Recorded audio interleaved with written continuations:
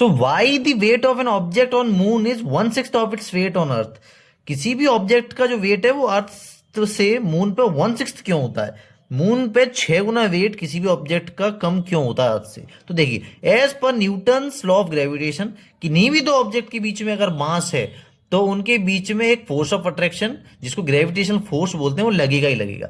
तो मान लो एक एम मास की, छोटी एम मास की ऑब्जेक्ट मून पे है, मून की सरफेस पे रखी हुई है, तो मून का जो मास है वो कैपिटल एम है, बॉडी का मास है वो छोटी एम है, और रेडियस मून की कैपिटल आर है। ठीक है, तो इस ऑब्जेक्ट को, एम मास को, मून अपनी तरफ किस फोर्स से खींचेगा? ये दोनों एक दूसरे को खींचेंगे।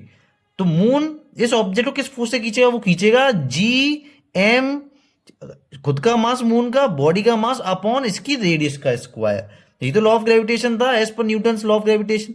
ओके, तो इस फोर्स से इस छोटी एम की ऑब्जेक्ट को मून अपनी तरफ खींचेगा, तो इस पे ए फोर्स लगेगा, G M M upon R square.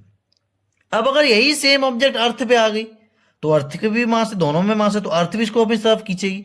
तो अर्थ इसको G M E M upon R square से खींचेगी। यानी यहां पे मास एम ही है, अर्थ का मास, एम तो बॉडी का मास ही है, और रेडियस ऑफ अर्थ है ये पहले थी रेडियस ऑफ मून, ये है रेडियस ऑफ अर्थ। तो इस फोर्स से अर्थ उस ऑब्जेक्ट को भी तरफ खींचेगी। ठीक है, ठीक है, ओके। तो अब क्या करना है हमें? हमें इन दोनों के बीच में रिलेशन निकालना है कि वेट ऑफ मून और वेट ऑफ अर्थ के बीच में। तो ये दोनों कैंसिल आउट कैसे होंगे? तो उसके लिए वेट ऑफ अर्थ जो हम निकाल रहे हैं उसको हमको मून के टर्म में निकालना पड़ेगा। तो देखिए, जो मास ऑफ अर्थ होता है वो 100 गुना, 100 टाइम्स होता है मास ऑफ मून के। ठीक है, और जो रेडियस ऑफ अर्थ होती है वो 4 टाइम्स होती है रेडियस ऑफ मून के। ठीक है, तो उस वैल्यू को जब इसमें पुट करेंगे, मास ऑफ अर्थ की जगह मास ऑफ मून को पुट किया 100 एम, ठीक है, रेडियस ऑफ अर्थ की जगह 4 आर पुट कर दिया मैंने। रेडियस ऑफ जो अर्थ की है वो 4 टाइम्स है मून की।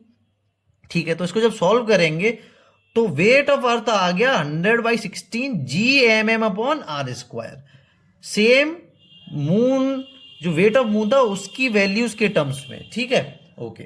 तो जब डिवाइड फर्स्ट इक्वेशन को मैंने 2 से दिया, यानी wait of moon upon weight of अर्थ, तो जैसे ही मैं डिवाइड दूंगा तो देखिए ये क्या, ये कौन सी फॉर्म बन गई, ये कौन सी फॉर्म बन गई, ये बन गई ए अपॉन बी अपॉन सी अपॉन डी। तो कैसे करते थे? ये मेन डिवीजन का सिंबल है, ये बीच वाली लाइन, तो इसका इसमें मल्टीप्लाई होता था, इसका इसमें मल्टीप्लाई होता था।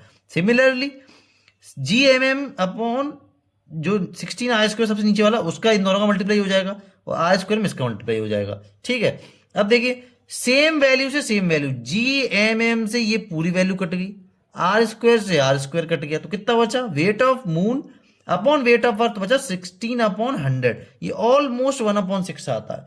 तो जब क्रॉस मल्टीप्लीकेशन करूंगा तो वेट ऑफ अर्थ इधर पहुंच जाएगा। तो जो वेट ऑफ मून है वो अर्थ के 1/6 होता है।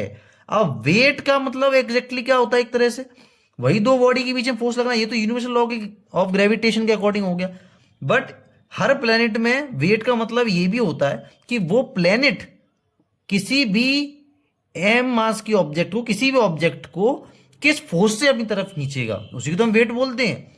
तो इसी को अगर मैं और वेरीफाई करूं और सिंप्लीफाई करूं तो वेट ऑफ मून क्या हुआ? किसी भी एम ऑब्जेक्ट का वेट मून पे क्या हुआ? तो मास ऑफ ऑब्जेक्ट ये तो बदलेगा नहीं, लेकिन जो ग्रेविटी आएगी ये मून वाली आएगी, acceleration due to gravity moon वाली। ये 1/6 तो होगी किसके? मास ऑफ ऑब्जेक्ट तो सेम ही रहेगा, gravity acceleration due to gravity ये अर्थ वाली होगी। तो देखो एम से एम कट गया, मास ऑफ ऑब्जेक्ट, तो इससे ये भी पता चलता है जो एक्सेलरेशन ड्यू टू ग्रेविटी होगी मून पे वो भी 1/6 होगी acceleration due to gravity on earth, क्योंकि एक्सेलरेशन ड्यू टू ग्रेविटी का ही मल्टीप्लाई करने पे तो mg करने पे वेट आता है। तो ये दोनों सेम बात है। Thanks for watching.